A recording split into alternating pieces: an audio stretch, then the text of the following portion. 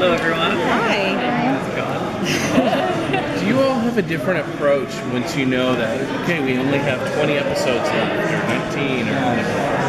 I think it shakes out when we're breaking the season, where we realize, we don't have time for this story that we would like to tell, and how do we make space for that story when you've got to hit certain beats, and particularly also I think even more so than episode order, where our mid-season break falls has a really big ripple effect in either direction about what the story is, and we don't always know that as we start breaking the season.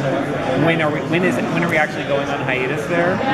Because we want to end on a cliffhanger there. So I would say even this season was a case where we didn't know if it was 8 or 9, and when we found out, I don't even know if I'm allowed to reveal when our hiatus. Of course you can. But when it changed, it was like, we have to rethink some things and adjust to that and start moving some story forward and maybe excise some story and stuff like that. So you just have to adapt to that stuff. So there was the insinuation that the brothers are going to have to sort of revisit a lot of the monsters and creatures that they fought before, and with the old season, maybe you're going to want to bring some familiar faces back. Can you sort of tease both the monsters and like other old characters that we might see? Well, I would say that the consequences of the finale last year and sort of some of the old monsters we saw, that's very much at the front of the season. We're dealing with that, but both as a consequence of that and just because it's the last season, because of story reasons, we are bringing back a number of characters. And I have to think for a second about which ones I believe I'm allowed to tease. Rowena will be back. Ketch will be back. I don't know if this should be embargoed because I do think that this is a reveal that Eileen will be back for a period, and that's all I can say about that, but that's an exciting development. There'll be some familiar faces as well, even in the back half of the season. It'll keep coming, and sometimes in unexpected ways. You don't not just traditional cases where it's this old hunter that we've seen. It's going to be some interesting twists on how we bring some of our characters back into the fold. What does it do to Sam and Dean and even Cass to have these things that they vanquished and got rid of in the past come back into their lives? I mean, it's funny. I would say that at the top of the season, that's certainly a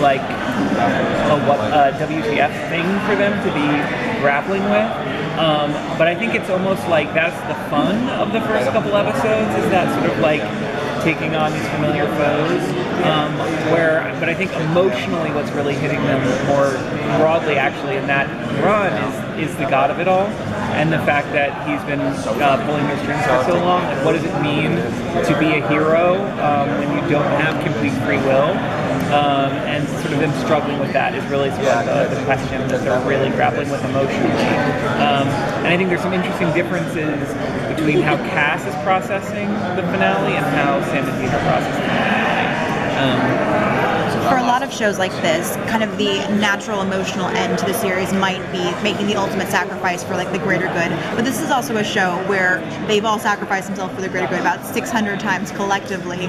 How do you kind of find a narrative balance about how to best end the show when we, as an audience, know that maybe death isn't really final in any kind of capacity? Yeah, I think all I can say about that is that we have some really, I think, interesting and fun ways to play around with that expectation. And I think, and not just in the final stretch, but throughout the season. I think that question will be raised in a number of ways. And Sam and Dean will be struggling with that in a number of ways.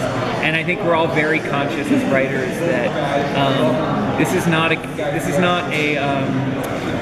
the Bells Game of Thrones type,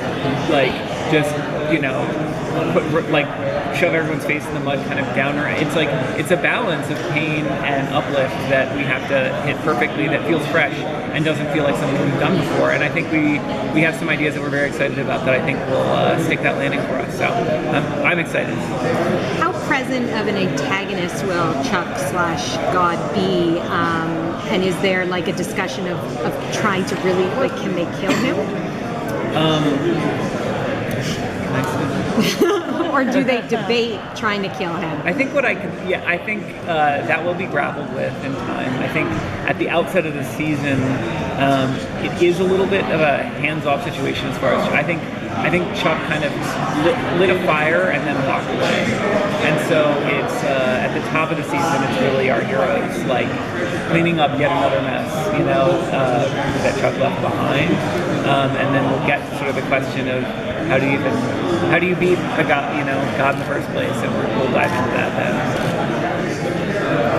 And we've had many meta episodes in past seasons. Is that something that we'll get to see in the final season as well? I hope so.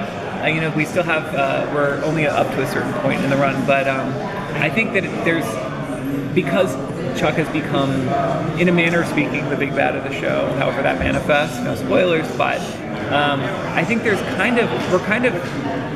do think we're going to get there, but I think what's interesting is that the meta has now become emotional in a way. Like, at least in the early stretch, it's more about emotionally how this is landing on Sam and Dean.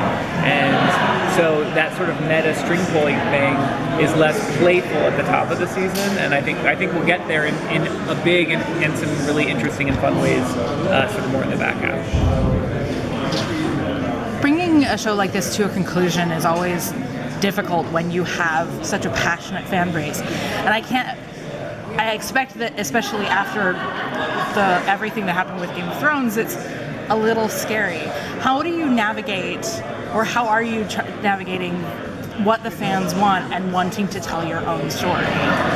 Well, yeah, I mean, we still, the last half of the season is yet to be written, so there's a lot of stuff that's still up in the air, but I feel like we're in an area that's very exciting, that feels really right for the show, and right for these characters. I've even talked about it on Twitter before, I think that Game of Thrones is about a world, and so it's very hard to close off that story with that huge ensemble cast. And I think really, as long as we focus on Jack and Cass and Sam and Dean, and making sure that their endpoints in the series, like where we leave them, is emotionally resonant and meaningful for them and their arcs, I don't think we're even in the same situation as Game of Thrones wasn't it really? Thank you so much. Thanks, everyone. Thank you. You can leave mine.